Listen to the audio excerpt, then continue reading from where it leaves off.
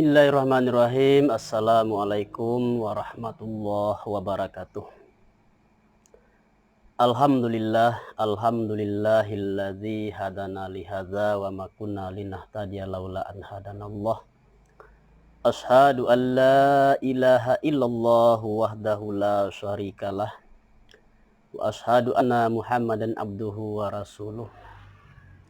Allahumma shalli wa sallim ala sayyidina wa maulana Muhammadin wa ala alihi wa sahbihi ajmain.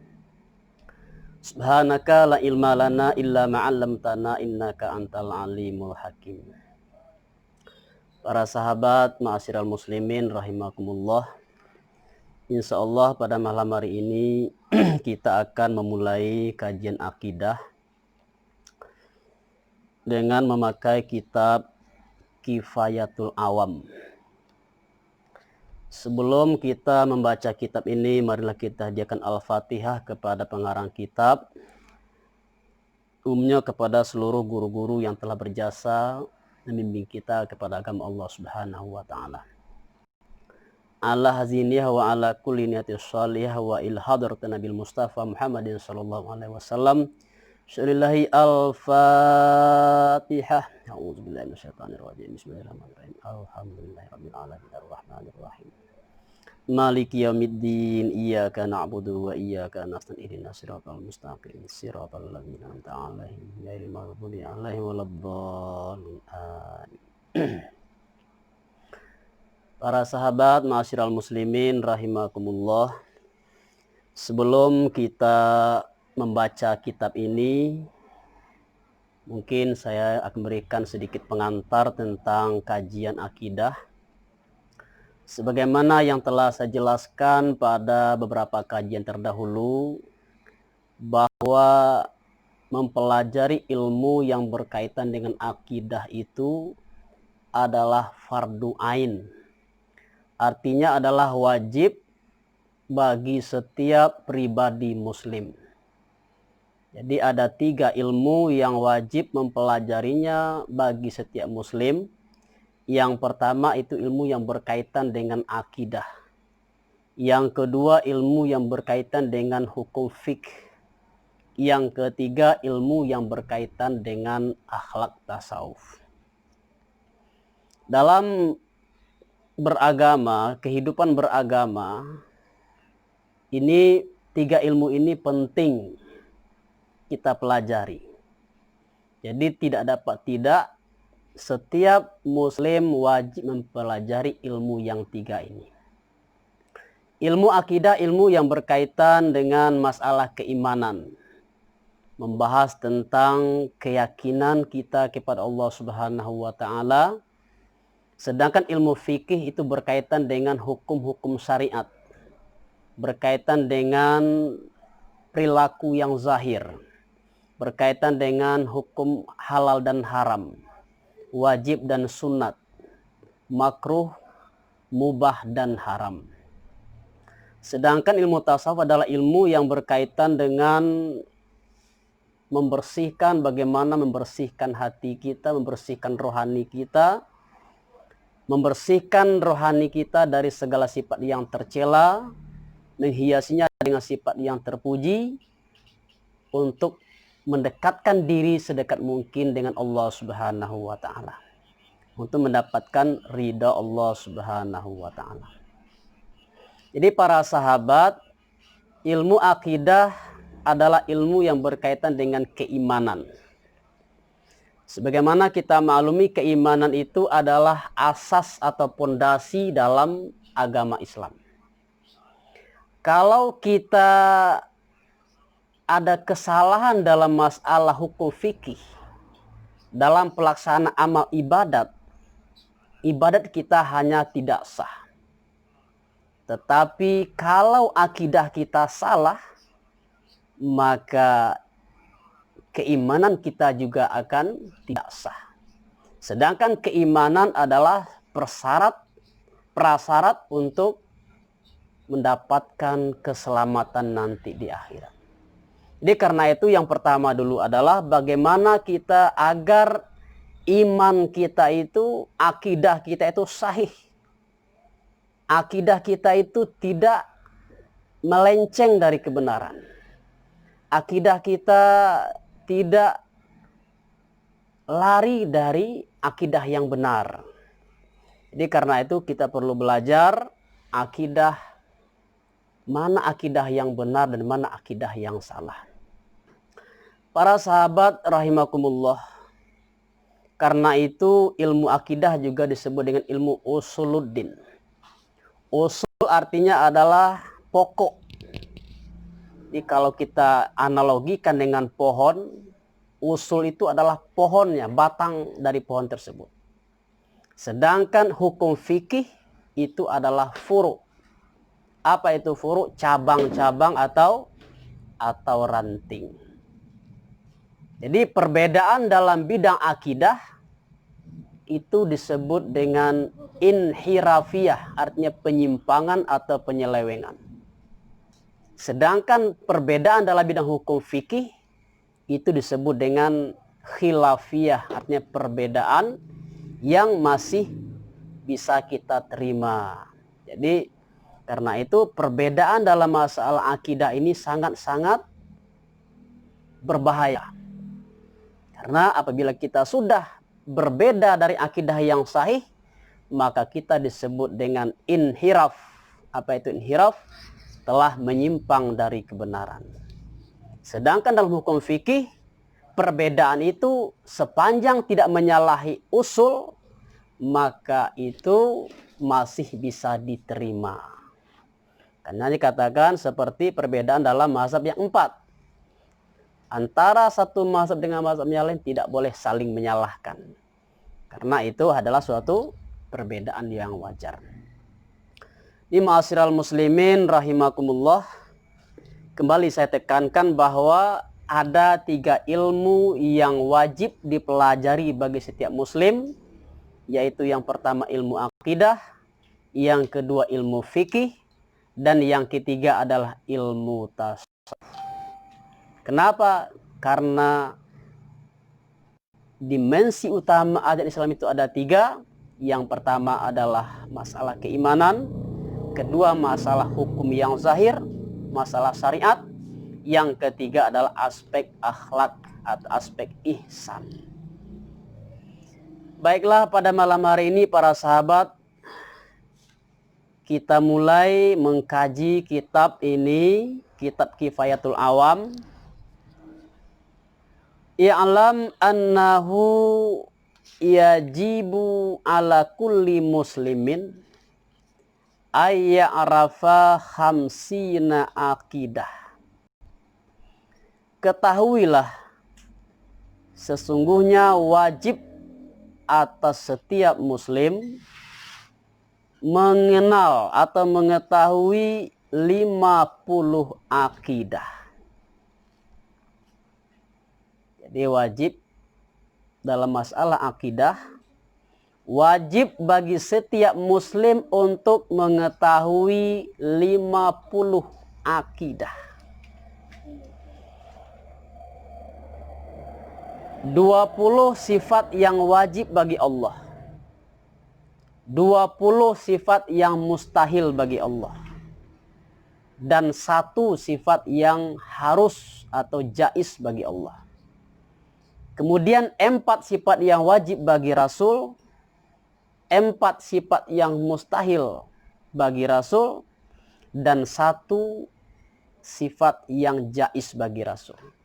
Jadi 20 ditambah 20 ditambah 1 sama dengan 41. Ditambah 4 ditambah 4 ditambah 1 sama dengan 50. 41 kembali kepada asyhadu alla ilaha illallah. Sedangkan yang 9 kembali kepada asyhadu anna muhammadar rasulullah. Jadi agar keimanan kita sahih, kita tidak hanya sekedar beriman kepada Allah, tidak hanya sekedar membenarkan Muhammad itu Rasul Allah, tetapi wajib bagi kita untuk mengenal segala sifat-sifat yang wajib bagi Allah. Mengenal sifat yang mustahil bagi Allah. mengenal sifat yang jaiz bagi Allah, mengenal sifat yang wajib bagi para rasul, mengenal sifat yang mustahil bagi para rasul, dan mengenal sifat yang jaiz bagi para rasul. Jadi itu uraian dari 50 akidah yang wajib diketahui oleh setiap muslim.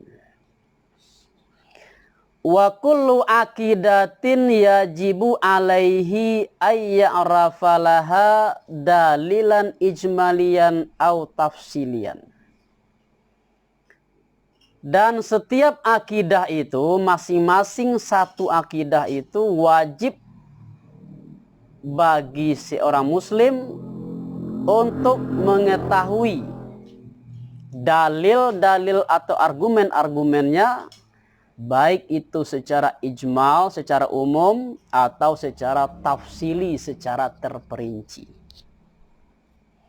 Jadi kita bukan hanya sekedar mengenal akidah tadi, tapi masing-masingnya, akidahnya 50 tadi, kita wajib mengetahui dalil-dalilnya atau argumen-argumen masing-masing, baik itu secara global atau ijmal, secara umum maupun secara terperinci, secara tafsili. Qala ba'duhum yustaratu ayya'rafad dalila tafsili. Sebagian ulama ilmu kalam berpendapat disyaratkan kepada setiap muslim itu untuk mengetahui dalil yang tafsili, dalil yang terperinci. Lakinil jumhur ala annahu yakfid dalilul ijmali likulli akidatin min hadhil khamsin. Tetapi jumhur atau mayoritas ulama ilmu kalam berpendapat memadai mengetahui dalil yang ijmal. Apa itu ijmal tadi? Dalil yang secara umum. Dalil yang hanya secara garis besarnya saja. Bagi setiap akidah yang 50 tersebut. Kemudian bagaimana contohnya dalil yang tafsili itu? Wa dalilu tafsili mathaluhu iza qila mad dalilu ala wujudihi ta'ala. Apabila seseorang berkata, apakah dalil wujudnya Allah Ta'ala? Ayyuqala hadhihi makhlukat. Kemudian seseorang berkata, dalil wujudnya Allah Ta'ala, argumen bahwa Allah Ta'ala itu ada adalah adanya seluruh makhluk ini. Fayaqula lahus sa'ilu al-makhlukat dallatu ala wujudillah. Fayaqula lahus sa'il al-makhlukatu dallatu ala wujudillahi ta'ala min jihati amkaniha au min jihati wujudiha ba'da adami. Kemudian si penanya berkata, seluruh makhluk ini dalil atas wujud Allah itu dari segi apa? Dari segi mungkinnya atau dari segi adanya setelah tiada. Fayajibuhu wa amma idza lam yajibuhu bal qala lahu hadza makhlukat faqat wa lam yu'rafu min jihati amkaniha aw wujudiha ba'da adam fayuqala lahu dalilu ijmali. Apabila orang yang ditanya ini tidak menjawab, tetapi dia hanya berkata wujud makhluk ini saja, sampai di situ dia berhenti, maka itu disebut dengan dalil ijmal. Walam ya'rif min jihati amkaniha aw wujudiha ba'da adam. Yang ditanya ini tidak tahu apakah dari segi mungkinnya wujud makhluk atau dari segi adanya setelah tiada. Saya tidak tahu. Yang penting wujud alam ini adalah dalil adanya Allah. Maka itu disebut dengan dalil yang ijmal. Dalil secara garis besarnya saja. Tetapi kalau dia mampu menjelaskan, mampu menjawab, wujud Allah itu, wujud makhluk itu dari segi wujudnya, dari segi mungkinnya, atau dari segi wujudnya sebagai dalil adanya Allah, maka itu disebut dengan dalil yang tafsili. Jadi memang ini dalam ilmu akidah dia juga menggunakan ilmu logika atau mantik. Jadi memang harus kita ikuti dengan pelan-pelan. Kita ulangi. Dalil yang ijmal adalah apabila seseorang mengatakan bahwa dalil tentang adanya Allah itu adalah wujudnya makhluk. Dia hanya mampu menjawab sampai di situ. Tidak mampu lagi melanjutkan atau menerangkan. Itu disebut dengan dalil yang ijmal. Tapi kalau dia masih bisa melanjutkan dalil tadi, menerangkan, maka itu disebut dalil yang tafsili atau terperinci. Wa huwa kafun indal jumhuri. Dan ini dalil ijmal ini mencukupi, memadai menurut jumhur, mayoritas para ulama ilmu kalam. Wa amma taqlidu wa huwa ayya'rafa al-aqaid al-khamsina walam ya'rif walaha dalil ijmalian aw tafsilian fakhtalafal ulama'u fihi. Adapun taklid, yang dikatakan taklid adalah seseorang mengetahui akidah yang 50 dan dia tidak mengetahui dalil-dalil dari akidah yang 50 ini. Baik itu secara ijmal maupun secara tafsili. Itu disebut dengan taklid. Dia tahu Allah itu bersifat wujud. Tapi kalau ditanya apa dalilnya, apa argumennya Allah itu ada, saya tidak tahu. Saya nggak tahu. Maka itu disebut dengan taklid. Saya hanya ikut ucapan orang. Saya hanya ikut perkataan guru saya. Saya hanya ikut perkataan ustadz di masjid. Itu disebut dengan taklid.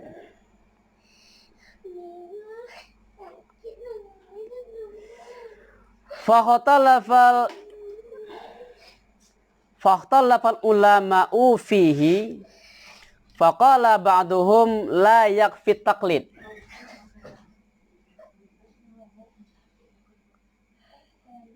Kemudian berpendapatlah sebahagian ulama ilmu kalam, tidaklah memadai taklid itu.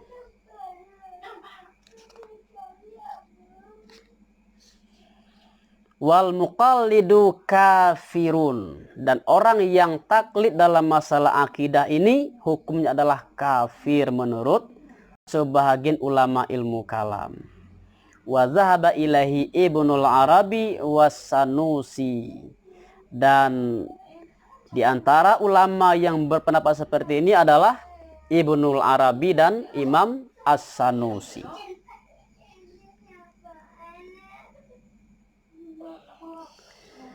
Lakin nukila an-Sanusi raja'a anzalik. Tetapi Imam Sanusi dikatakan dia rujuk atau kembali dari pendapatnya yang tadi. Artinya orang yang taklid dalam masalah keimanan, walaupun itu tidak memadai, dia tidak sampai menjadi kafir. Wa qala bi kifayati taklid, dan Imam Sanusi berkata, memadailah taklid. Lakin la nara fi kitabi fi kutubi illal qawlu ba'da kifayatihi. Tetapi menurut pengarang, kami tidak melihat dalam kitabnya Imam Sanusi kecuali pendapat yang mengatakan tidak memadai taklid. Jadi dalam masalah akidah, taklid itu ada perbedaan pendapat di antara ulama. Ada yang mengatakan bahwa akidah taklid itu tidak memadai, dan sebagian mengatakan memadai. Tapi bagaimanapun, kalau kita menginginkan akidah yang kuat, maka setidak-tidaknya, sekurang-kurangnya kita mengetahui atau menguasai dalil-dalil yang ijmal. Karena iman itu adalah masalah keyakinan. Kita tidak yakin kalau kita sendiri tidak mengetahui dalilnya. Kalau kita hanya taklid, hanya mengikuti perkataan orang, itu artinya kita sendiri tidak yakin. Keyakinan itu adalah apabila kita secara rasional meyakini setelah adanya argumen-argumen atau dalil tadi. Para sahabat, ma'asyiral muslimin rahimakumullah. Kemudian kita lanjutkan dengan hukum akal. Ya'lam anna fahmal aqaidil khamsinal atiyah yatawakkafu ala umurin salasah. Ketahuilah wahai para murid, memahami akidah yang 50 itu terwakaf kepada 3 urusan atau 3 perkara.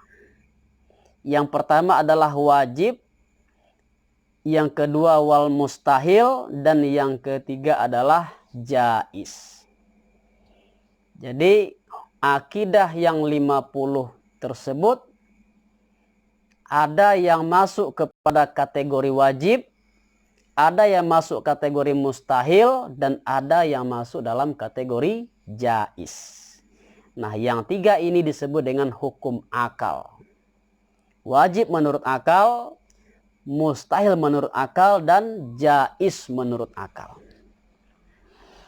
Fal wajibu huwallazi la yatasawwaru fil aqli adamuhu. Jadi di sini wajib artinya adalah bukan hukum wajib menurut hukum syara. Kalau wajib menurut hukum syara atau syariat adalah berpahala kalau dikerjakan, berdosa kalau ditinggalkan. Itu wajib menurut hukum fikih. Tapi di sini wajib menurut hukum akal adalah allazi la yatasawwaru fil aqli adamu, sesuatu yang akal kita tidak menerima kalau dia tidak ada. Akal kita tidak bisa menerima kalau sesuatu itu tiada. Jadi menurut akal kita, ia mesti ada. Itu disebut dengan wajib menurut akal. Ai la yusaddiqul aqlu bi adami. Artinya akal tidak membenarkan tentang ketiadaannya. Artinya akal tidak terima. Akal kita tidak bisa menerima kalau dia tiada. Itu disebut dengan wajib menurut akal. Apa contohnya? Seperti at-tahyizi lil jarmi. Kat-tahyizi lil jarmi. Seperti adanya tempat bagi tubuh atau bagi benda. Jadi seperti tubuh kita ini, pasti tubuh kita ini mengambil tempat. Jadi setiap tubuh, setiap benda itu pasti mengambil tempat sebesar seukuran besarnya benda tersebut. Nah, seperti kita manusia mengambil tempat, tubuh kita ini mengambil tempat seukuran badan kita. Kalau dikatakan tubuh kita ini tidak mengambil tempat dalam ruang ini, itu disebut dengan mustahil. Jadi wajib menurut akal tubuh kita manusia ini mengambil tempat di dalam ruang, berada di dalam ruang. Kalau dikatakan bahwa tubuh kita ini tidak mengambil tempat, artinya tidak berada dalam ruang dan waktu, itu disebut mustahil, akal kita tidak terima. Jadi mustahil itu kebalikan dari wajib. Ai akhzihi qadaran minal farag. Artinya mengambil tempat sekedar atau seukuran tubuh tadi dari ruangan kosong. Wal jaram kasajar wal hajar. Nah, jaram ini artinya adalah tubuh atau benda seperti pohon kayu dan batu. Fa idza qala laka sahsun innas sajarata lam ta'khuz mahalan minal ard masalan. Ini contoh seseorang mengatakan kepadamu, ada pohon kayu yang tidak mengambil tempat di bumi ini. Bisa nggak kita terima? Kira-kira bisa nggak akal kita terima orang yang mengatakan bahwa ada pohon kayu, pohon tadi tidak mengambil tempat dalam ruangan di permukaan bumi ini? Sudah pasti akal kita tidak terima. Jadi artinya apa? Pohon kayu tadi menurut akal kita wajib mengambil tempat dalam ruangan di permukaan bumi ini. La yusaddiqu akaluka bizalik. Akalmu tidak akan membenarkan hal itu. Lianna akhzaha mahalan wajibun. La yusaddiqul aqlu biadamihi. Karena sesungguhnya mengambil tempat itu bagi pohon tadi adalah wajib menurut akal. Akal tidak akan membenarkan ketiadaannya. Itu pengertian dari wajib, hukum wajib menurut akal. Para sahabat rahimakumullah, kemudian kita masuk kepada pengertian mustahil. Apa itu mustahil? Huwallazi la yatasawwaru fil aqli wujuduhu. Mustahil itu adalah kebalikan dari wajib. Sesuatu yang akal kita tidak bisa menerima tentang kewujudannya. Akal kita tidak bisa terima kalau dia ada. Nah, jadi mustahil itu kebalikan dari wajib. Ai la yusaddiqul aqlu biwujudi, artinya akal tidak membenarkan, tidak bisa menerima dengan tentang kewujudannya. Fa iza qala qailun annal jaramal fulani khala anil harakati wassukun ma'a la yusaddiqu aqaluka bizalik. Contoh dari yang mustahil adalah apabila seseorang berkata sesungguhnya tubuh si anu, tubuh seseorang, tubuh si fulan sunyi dari gerak dan diam. Artinya kosong dari gerak dan diam dalam waktu yang sama. Jadi mungkinkah tubuh seseorang itu dalam satu waktu dia tidak bergerak, dia tidak diam? Itu mustahil. Yang bisa diterima akal adalah tubuh itu dalam satu waktu berada dalam salah satu posisi. Kalau dia tidak bergerak, pasti dia diam. Kalau dia tidak diam, pasti bergerak. Tapi kalau dikatakan tubuh ini dia dalam satu waktu tadi tidak bergerak, tidak diam, itu mustahil. Karena tidak ada yang ketiga. Jadi gerak ada diam tadi adalah bergantian. Nah, seperti tangan saya ini bergerak. Nah, ketika dia bergerak, tidak ada diam. Nah, sekarang dia diam. Ketika dia diam, tidak ada bergerak. Tapi ada satu keadaan di mana tangan saya ini dia tidak bergerak, dia tidak diam. Kalau ada yang mengatakan seperti itu mustahil. Akal kita tidak bisa terima. La yusaddiqu akaluka bidzalik. Akalmu tidak akan bisa menerima hal itu. Li'anna khaluhu anil harakati wasukuni mustahil. Karena sesungguhnya kosongnya tubuh tadi dari gerak dan diam dalam satu waktu itu adalah mustahil. La yusaddiqul aqlu biwuku'ihi. Akal tidak bisa membenarkan tentang hal itu. La yusaddiqul aqlu biwuku'ihi wa wujudihi. Akal kita tidak bisa menerima tentang terjadinya hal itu dan kewujudannya. Kemudian para sahabat kita masuk yang ketiga, pengertian dari jaiz. Secara bahasa jaiz artinya adalah boleh, diboleh-boleh saja. Huwallazi yusaddiqul aqlu biwujudihi taratan wa biadamihi ukhra. Sesuatu yang akal kita bisa membenarkan tentang keberadaannya, kewujudannya pada suatu waktu dan tentang ketiadaannya pada waktu yang lain. Jadi artinya adanya sesuatu itu atau tiadanya, kedua-duanya diterima oleh akal kita. Disebut dengan jaiz. Harus, boleh. Kawujudi waladin li Zaidin. Seperti adanya anak bagi si Zaid. Wa iza qala kailun inna Zaidan lahu walad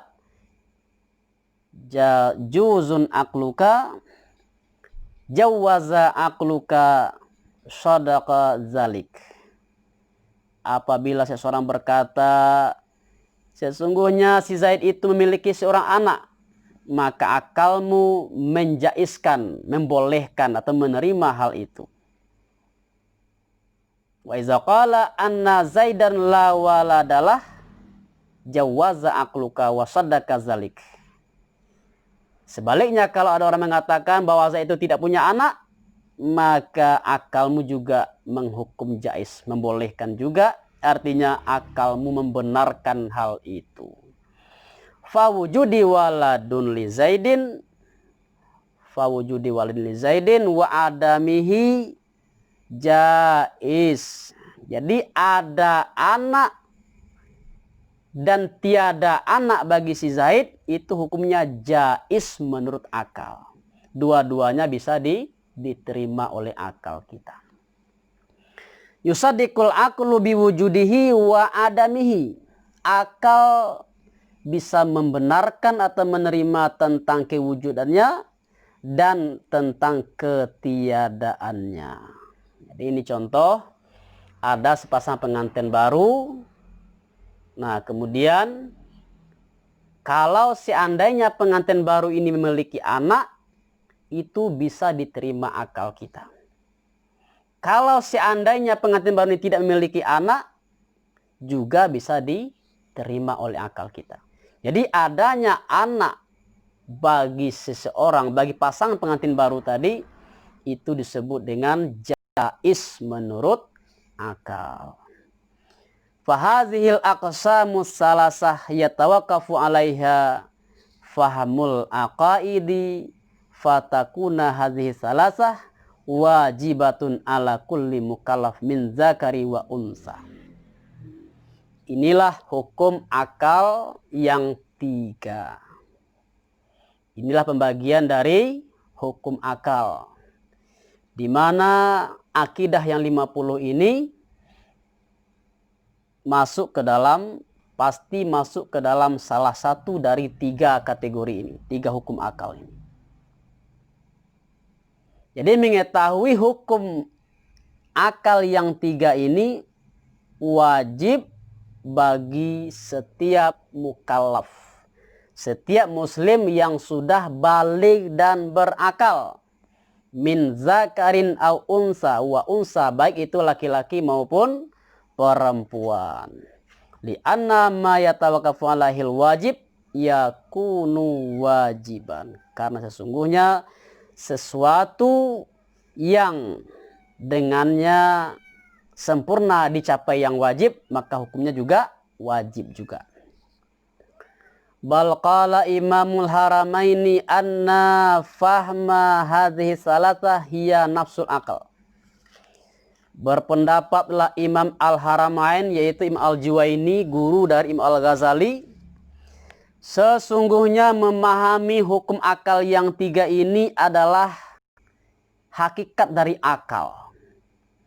Faman lam ya'rafha ay lam ya'raf ma'nal wajib wa ma'nal mustahil wa ma'nal jais falaisa bi'akilin.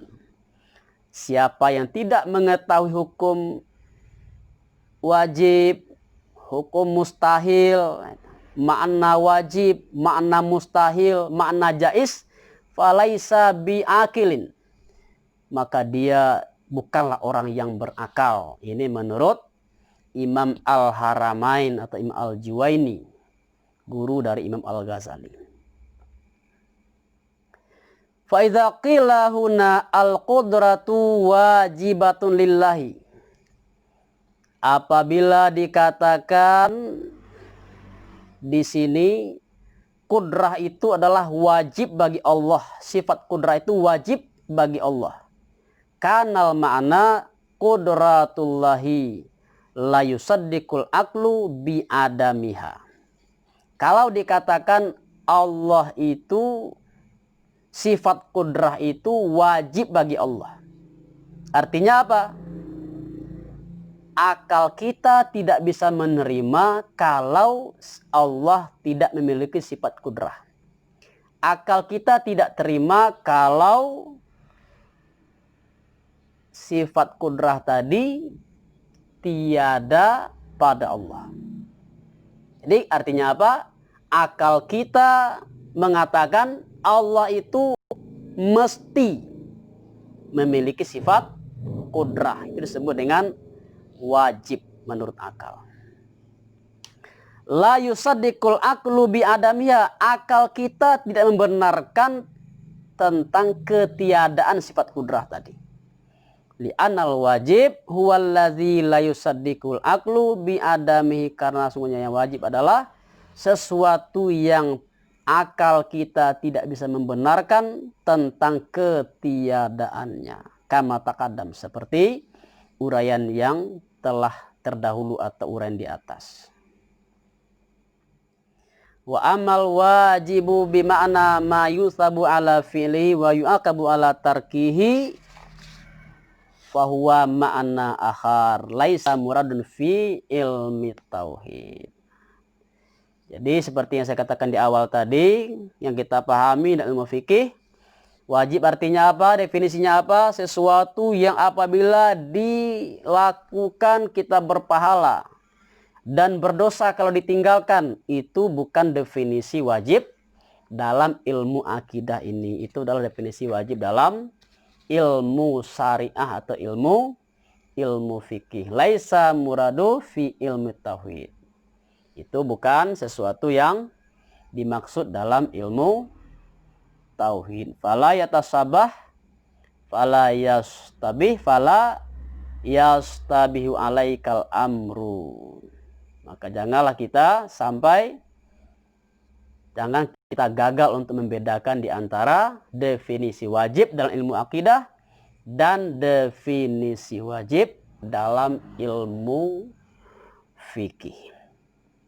Jadi para sahabat rahimakumullah, Mungkin sekedar itu dulu kajian kita pada malam hari ini. Di awal tadi sudah kita jelaskan bahwa kita wajib mengetahui, mengenal akidah iman yang 50. Akidah yang 50 ini pasti berada dalam salah satu dari hukum akal yang 3. Yang pertama, hukum wajib. Yang kedua, mustahil. Yang ketiga adalah jais atau harus. Jadi harus kita pahami dulu apa itu wajib, apa itu mustahil, apa itu harus. Agar kita bisa mudah mengikuti, memahami uraian-uraian selanjutnya. Jadi demikian dulu. Terima kasih atas segala perhatian. Mohon maaf atas segala kekurangan. Insya Allah kita lanjutkan minggu depan. Assalamualaikum warahmatullahi wabarakatuh.